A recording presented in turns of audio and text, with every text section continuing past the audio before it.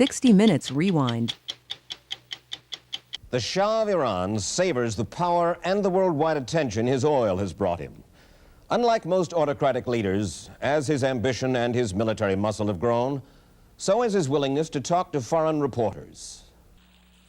60 Minutes made its yearly pilgrimage to the Shah's palace in Tehran to canvass the royal views on assorted topics, among them our presidential election. He clearly favors Ford, though he will not say so publicly. He thinks Carter fails to fully comprehend Iran's role in the defense of American interests. On the Middle East, the Shah is committed to a secure state of Israel, but he insists the Israelis must give back the Arab lands they conquered in 1967, and he believes the Jewish lobby in the United States helps breed Israeli intransigence on that matter. In fact, he says American presidents and presidential candidates are too quick to do the bidding of the Jewish lobby. Surely, Your Majesty, you're not telling me that the Jewish lobby in the United States pulls the strings of the presidency? Not entirely, but I think even a little too much, even for Israel interests. You think the Jewish lobby in the United States is too powerful for the interests of Israel? I think so. Sometimes they are disserving the interests of Israel because they're pushing around too many people. How do you mean pushing around? Well, pressuring. They have many means at their disposal. They are putting up pressure on many, many people. And at the end, I don't think that it will even help Israel. Why, if this is true, why would the President of the United States pay attention to that lobby? They are strong. Strong in what sense? They are controlling many things. Controlling what? Newspapers, medias, Your Majesty. banks, finances, and I'm going to stop there. Well, now wait just a second. You really do believe that the Jewish community in the United States is that powerful? They make the media reflect their view of foreign policy? Mm-hmm. Yes. They do not report, we do not report honestly? Don't mix things, please. I don't say the media. I say in the media they have people. Not the entire media. Some newspapers will only reflect their views, yes. No? The New York Times, for instance, is owned by the Salzburger family, who are Jewish. Are you suggesting that the New York Times is biased in its treatment of the question of Zionism, Israel's existence, the United States' relationship with the Arab world? I will have to put all the articles of the New York Times written on this subject and draw the conclusion. You can put this to the computer and it will answer you. What you're saying is that, yes, you do believe. Well, let's wait for the answer of the computer. Washington Post? The same. The networks? Less. I must say you are speaking with your characteristic candor. Yes, if you like. I try to be candid. I have always been. He was even-handed in his candor. Next, he turned to the Palestinians. The Palestinians obviously had the sympathy of many, many people, almost all the countries in the world, persecuted people, stateless people, looking for a home or something. Yeah. You know, exactly like the sympathy that the Jews had when they were searching for a home. Right. But our good Palestinian friends must know that there is only a limit to where they can go and bully the world. Bully the world? Yes, by terrorism and blackmailing and this and that. You know perfectly well, Your Majesty, that the leaders of the Arab world find the Palestinians as much a problem almost as the Israelis do. Isn't that a fact?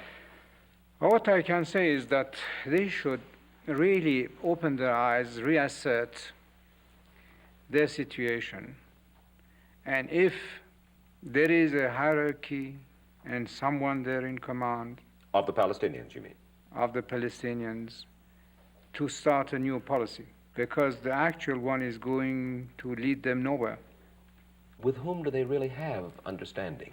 With Assad, with Sadat, with Hussein? That's a very good question. They have none with any of these leaders. Not to my knowledge. And they seem to be out of control. It seems so today.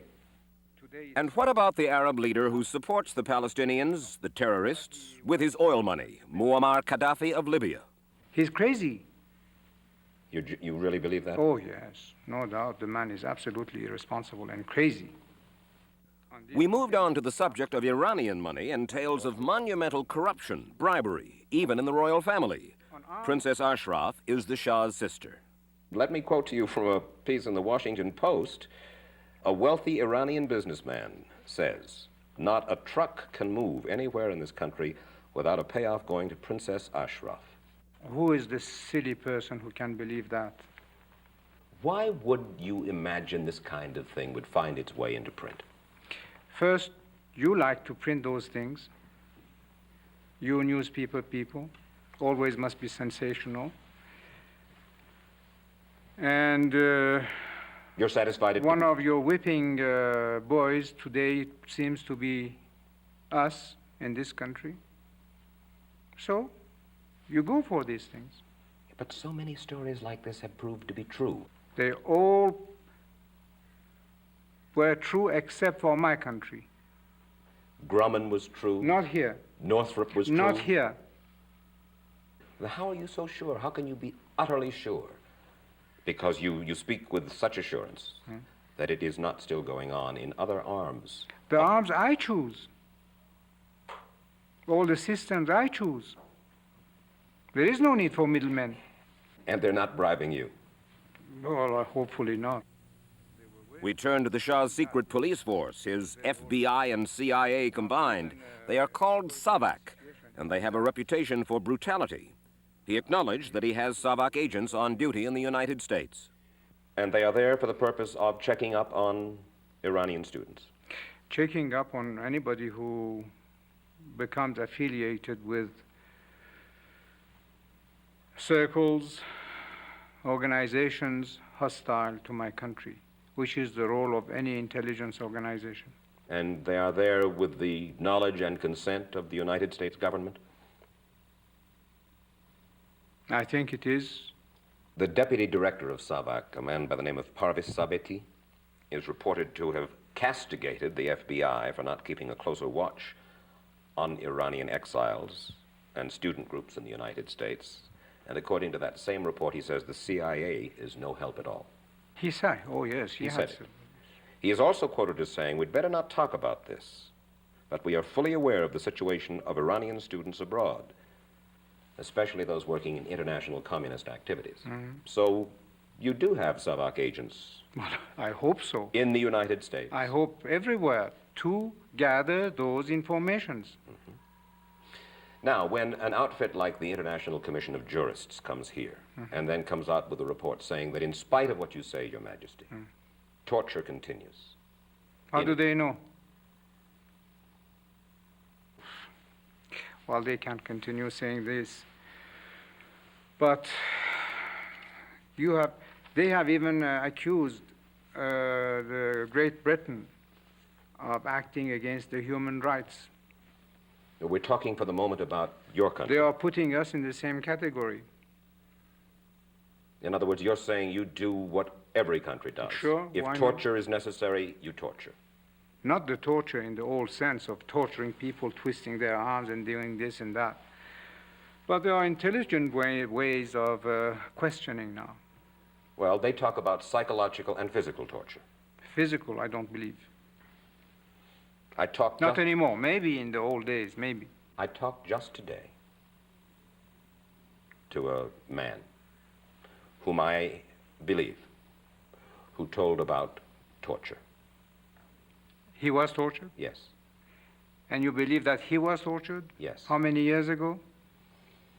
Within, I want to be very careful, not yesterday. Ah, well, maybe. I don't know. The word has gone out to stop it.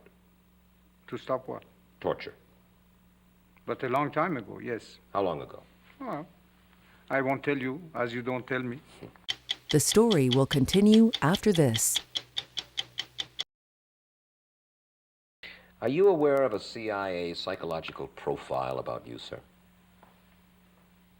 No, I must admit that it's the first time I hear that. Truly? Yes? What is it? Would you be interested in hearing what the CIA had to say? Yes, why not? Really? Yes, why not? I have your permission? Yes, sure. You won't send me to the Savak if I ask? No, I would spare you this terrible ordeal of going through torture. This secret study portrays the Shah as a brilliant but dangerous megalomaniac who is likely to pursue his own aims in disregard of U.S. interests. So how could I be your man, your agent, How do you mean? safeguarding your interests? Well, it says that the Shah is an uncertain ally. His dreams of glory apparently... I know. So you would like me to be your stooge? Do you want me to go on, or shall I forget about this, Your Well, Majesty? some funny points, why not? So he went on to quote to him from the CIA profile. His dreams of glory, it said, apparently exceed his ability to finance them. When his oil revenues run out in an estimated 2 decades, he might use his new military power to seize some neighboring oil fields. Shall I go on, or would you prefer that I stop, sir? Well, the question is that I have now that you mentioned, I have seen that appearing in papers, but I think it's lots of imagination in that. A criticism frequently voiced by American business people here, particularly in the last year or two, is this, Your Majesty. Iran does not pay its bills on time. Goods are delivered, services are rendered, but they have to wait and wait for their money. Surely you don't have cash flow problems, Your Majesty. This is very new to me. Oh, I've heard this over and over again. Why don't they write to me? Well, perhaps now that you're suggesting that they write to you, they will. Sure. They say months and months go by. I can't believe that. There is no cash flow problem, because you yourself confess that you are in deficit this year. I don't think so. I don't think so. But this is worth looking after. And at least for once you're very useful, that through you we can reach these people and say, why don't they write to me? You say, at least for once, you are useful. Why? I'm curious. Why are you willing to sit and answer these questions? Because I like these kind of provocations. It gives me the opportunity of clarifying things that unfortunately are said and not always answered.